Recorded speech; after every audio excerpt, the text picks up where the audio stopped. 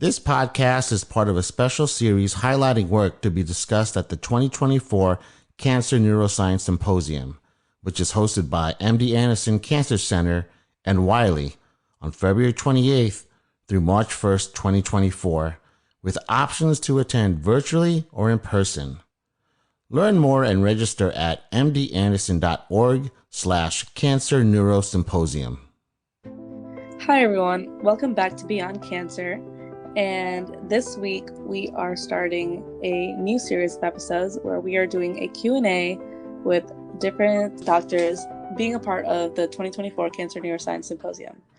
So this week we have Dr. Jeremy Borniger, who is an assistant professor and a member of the Cancer Center at Cold Spring Harbor Laboratory. His lab is studying bidirectional communication between the brain and the periphery in the context of cancer, seeking to uncover reciprocal interactions between the brain and the tumor that might promote systemic dysfunction, such as cancer-induced changes in appetite, sleep-wake cycles, cognitive function, and pain. Jeremy, thank you so much for being here, and we look forward to the conversation. Thanks so much. So first off, I'd like to just, for our audience, just to ask you, can you tell us a little bit about yourself and about your research in general?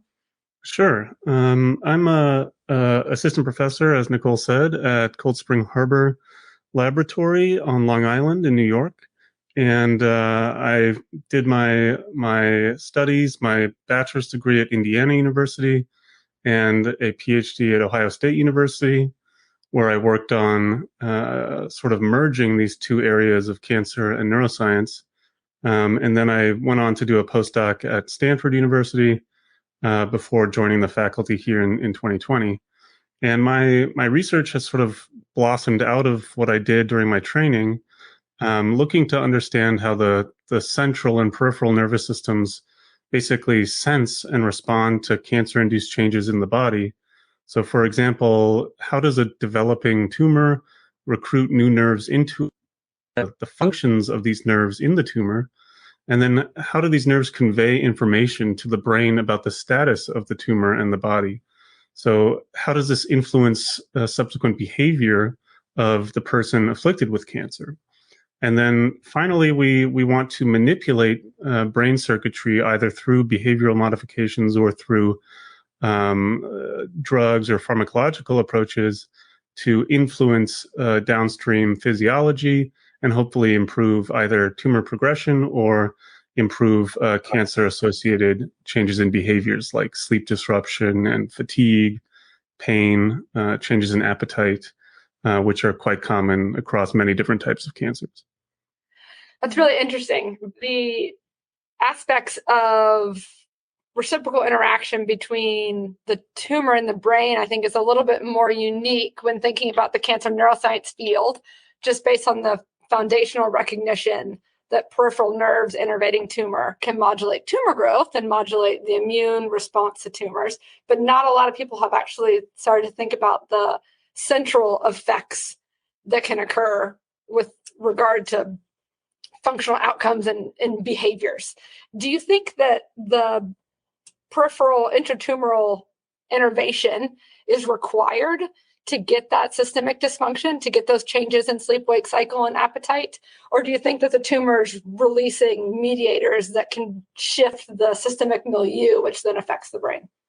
Yeah, I mean, that's a great question. I don't think that these systemic changes that occur require intratumor nerves, because we know examples, for instance, where tumors secrete inflammatory molecules like cytokines or metabolites that can then travel through the bloodstream and influence the functioning of other organs, such as adipose tissue or the liver, which can then sort of in an indirect way signal to the brain that something is amiss.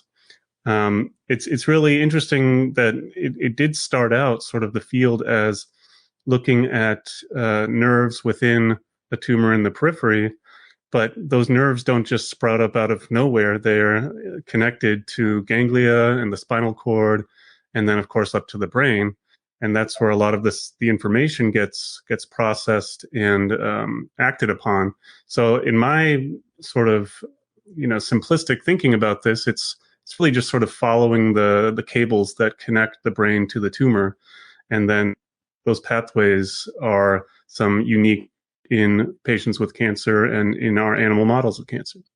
That is definitely interesting, seeing how like minute interactions affect that on a grand scheme scale. So going off of that, what do you think the biggest roadblocks are for studying those behavioral outcomes in response to peripheral tumors or central circuit manipulation? So I think that there's several roadblocks, but I think scientifically, one of the biggest roadblocks is in determining basically whether and how the brain detects specific aspects of peripheral cancer processes. So in cancer biology and oncology, there's a lot of focus on the tumor microenvironment right now. Nerves that innervate tumors, they have receptors or are able to sense tumor microenvironment. And so what are some examples of this? For instance, sensory nerves can sense things like hypoxia, inflammatory cytokines, or specific metabolites like glucose or lactate. And all of these can really provide important information on what's going on in the tumor microenvironment. And basically what we want to do is figure out how are these specific signals being relayed, and then once they reach the brain, how are they being integrated into this sort of idea of what's going on in the body, and are these pathways specific for different changes, such where there's not really any specificity to it. It's just that the brain receives a signal that something wrong is going on in the body. And we know that there's very good specificity for peripheral signals. So the brain really is already set up to selectively monitor what's going on in the body.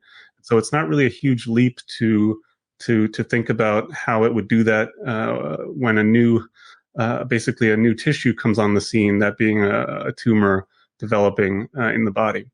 And I think that I'm especially interested in this, sort of following the work coming out of Asya Roll's lab, this idea that the brain can sense and store information about an immune challenge in the body.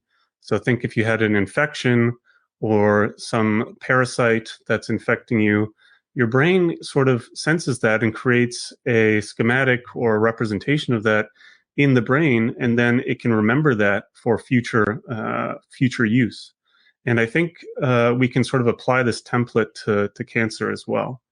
And then I think sort of beyond that, it's not so much these scientific roadblocks. It's more about cross-disciplinary work between fields, because classically it's been hard to get neuroscientists interested in cancer, and it's been hard to get cancer. And now I think we're starting to break down these sort of barriers, especially with the MD Anderson Cancer Neuroscience Symposium that's coming up. It's really positioned perfectly to bring these two once disparate fields together. And that will people start to appreciate that tumors don't develop in a vacuum. They are interfacing with not only their microenvironment, but also with the macro environment of the host. And the host is not playing just a passive role there. They're responding to these signals that tumors make to influence both the behavior of the person suffering from cancer, as well as influence the physiology associated with cancer. So I think those sort of the scientific roadblocks, as well as the field integration roadblocks, are some of the big ones that need to be tackled. Yeah, for sure. I definitely second the second one of trying to get more integrative people on board to be able to study, just to get different perspectives. Because as neurobiologists, we don't think about things from the cancer biology side the same way as they do, and vice versa. In terms of roadblocks, do you run into any struggles with any manipulations you're doing on the central circuit side that actually change or slow tumor growth, that then make it challenging to sort of study the systemic effects because the tumor itself is changing? Just Yes. for example, in the periphery, we have run into that struggle all the time when trying to look at pain, and then we manipulate the sensory neuron, and the tumor stops growing, and then it makes it really hard to study things now. Yeah, we're basically in the midst of that right now.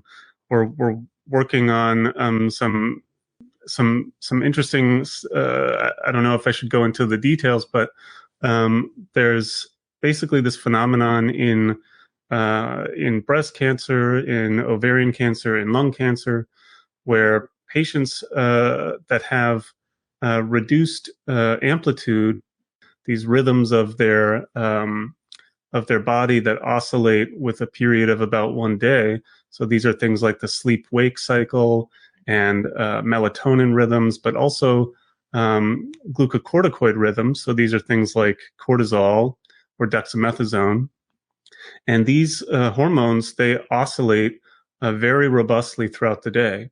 And it turns out that in patients with cancer, those with a less robust rhythm or a flatter rhythm, they do worse, which means they feel worse, and they also succumb to cancer sooner than those with robust rhythms. And what we're finding out is that this, not an insignificant part of this, a substantial part of this phenomenon seems to be driven by neurons in the brain that regulate this rhythm in time. And what we're noticing is that when we manipulate these neurons in the brain controlling this rhythm, we can influence the tumor growth in the periphery. And what's really sort of annoying is that we're not sure exactly how that's happening. And that's because once you manipulate the tumor, then it sort of has a feedback effect and influences the system that you're trying to study. So we're basically trying to disentangle this big mess of signals coming from the brain down to the other way around. And I think that's basically what you're saying. Yeah. Yes, to try to study stuff in isolation. But it really does go to, it shows how tightly connected everything is to a greater degree than we ever anticipated when trying to design experiments to look at things in isolation. But so that sort of pushes me into our next question of what are the key areas your group has yet to unravel? So what are you sort of currently working on? And you sort of answered that question of looking at the effects of circadian rhythm on tumor development and growth. Yeah. I mean, that's one area that I'm excited about, but I think, for better or worse, I'm very, I have a lot of interests. So basically, I'm really interested in sort of unifying or uniting those two sort of general areas that occur at different scales. So lots of people work on nerves within a tumor. Well, not a lot of people, but a good amount of people. And there seems to be a big missing piece in the middle of that. How do we link what's going on in a tumor to how the brain then responds to that tumor?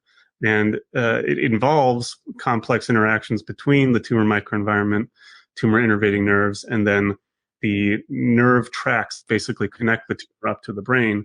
And I think that's where a lot of our efforts are going right now, is sort of mapping peripheral nervous systems and how these nerves sort of develop as cancer progresses, because it's not like a tumor just pops into existence. It's a complicated process that takes anywhere from weeks to months to years. And how the nervous system sort of patterns itself within a developing tumor, and then how that information gets integrated into the central nervous system is something I'm really interested in pursuing. It's definitely a complex area. And on top of interests, I know that you will also be attending the upcoming Cancer Neuroscience Symposium held at MD Anderson in next February. So I was wondering if you could tell me what you're most excited to see or learn about, and if you're particularly interested in any speakers or what subjects you're excited to see. I mean, sort of unoriginally, I'm interested in everything, because this meeting is sort of the dream meeting for me, where people from both cancer and neuroscience are coming together to really advance the field. I'm particularly interested in approaches that people are using, because this is sort of a rapidly developing area. Because as neuroscientists came into or are coming into cancer, many of them are sort of used to working in the central nervous system, so including myself. So interested in the brain and the spinal cord and the retina. But most cancers don't occur in the central nervous system. They occur in the periphery, where the peripheral nervous system sort of predominates. And even though we have great maps and great sort of tools that we use in the central nervous system, such as optogenetics and calcium imaging and these sorts of things, we don't have a great template for how those can be applied in soft tissue structures like a mammary tumor or a liver tumor, for instance. And I know that there's some really interesting work going on in that area to make it sort of more tractable to tackle these sorts of questions. And I'm really just interested to see how people are doing that, because it's like a big roadblock in our research to try and unite what's going on in the brain with what's going on in the body. And in regards to, particular speakers or researchers that I'm interested in hearing from, I mean, really everyone is doing so much interesting stuff.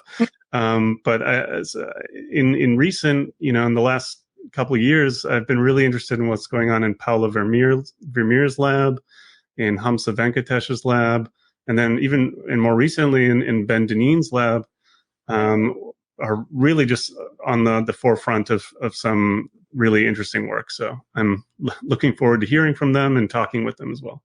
Yeah, thank you so much. We are so excited to see you attend our symposium and see what everyone is excited to share. And if you are listening out there, please feel free to register and maybe even register for a virtual seat as well. So with that, thank you so much, Dr. Borniger, and we will see you guys next time for our next Q&A session. Thanks so much. This podcast is part of a special series highlighting work to be discussed at the 2024 Cancer Neuroscience Symposium, which is hosted by MD Anderson Cancer Center and Wiley on February 28th through March 1st, 2024, with options to attend virtually or in person. Learn more and register at mdanderson.org/Cancer Neurosymposium.